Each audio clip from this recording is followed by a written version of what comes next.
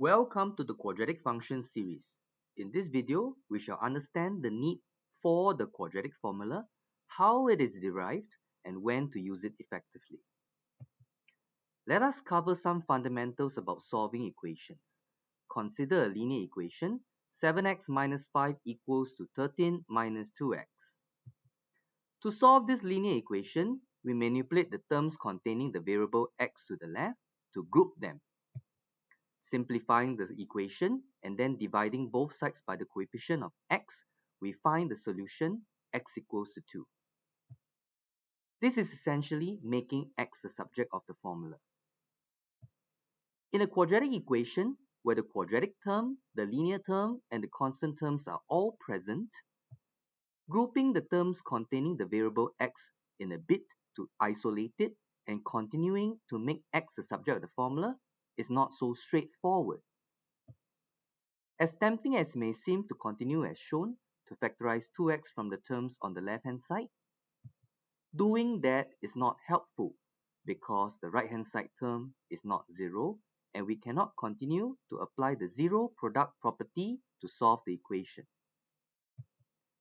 In a case where the quadratic expression is factorizable, then we can use the multiplication frame to find the linear factors quickly.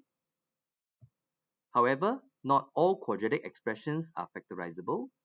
An example is the case where a equals to 2, b equals to negative 3, and c equals to negative 4. No integer factors of 2 and negative 4 used in the multiplication frame will factorize the orange quadratic expression.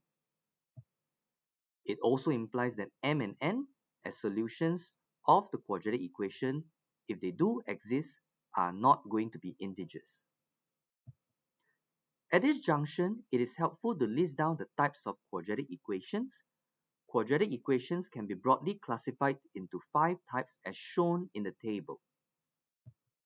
Type 1 and Type 2 may be solved by making x the subject of the formula. In particular, for Type 2, where the linear term bx is absent, factorization using the difference of two square identity is also possible. That is, if a and c can be reduced to square numbers. In Type 3, where the constant term c is absent, the equation is solved by factorization and then applying the zero product property. Types 4 and 5 are quadratic equations with all terms present. Type 4 is factorizable, Type 5 is not. To solve Type 5 quadratic equations, two methods are available: the method of completing the square or the use of the quadratic formula. Previously, we have learned how to transform any general quadratic function into its completed square form.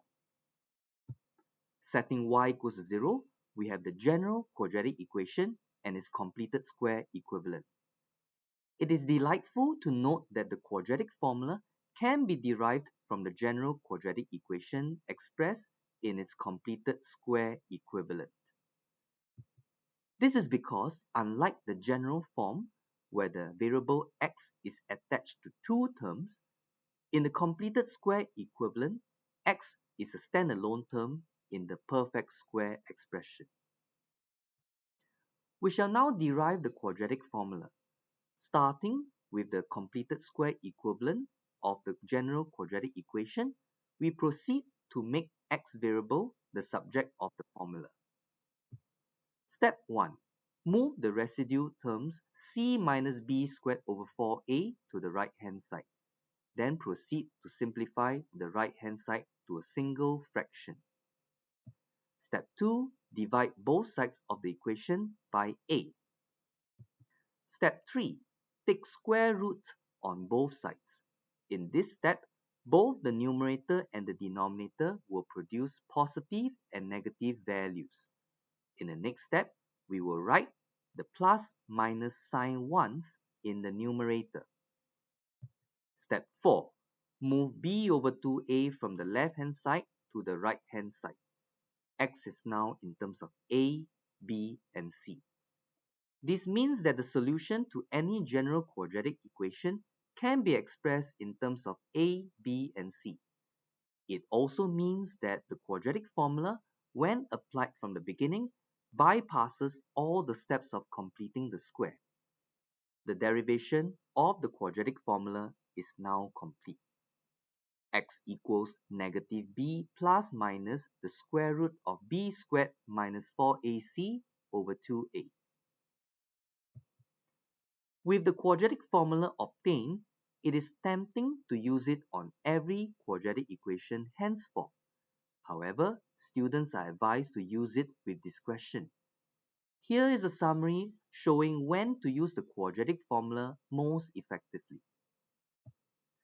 Firstly, if the quadratic expression can be factorized, in particular for small integer values of a, b, and c, we should try the factorization method first.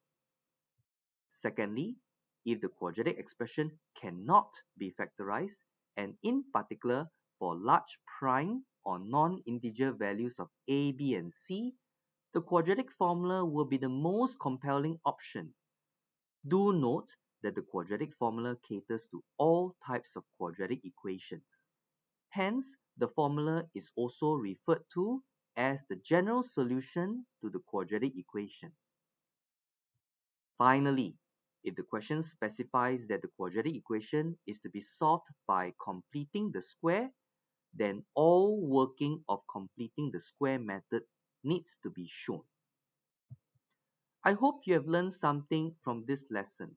See you in the next video.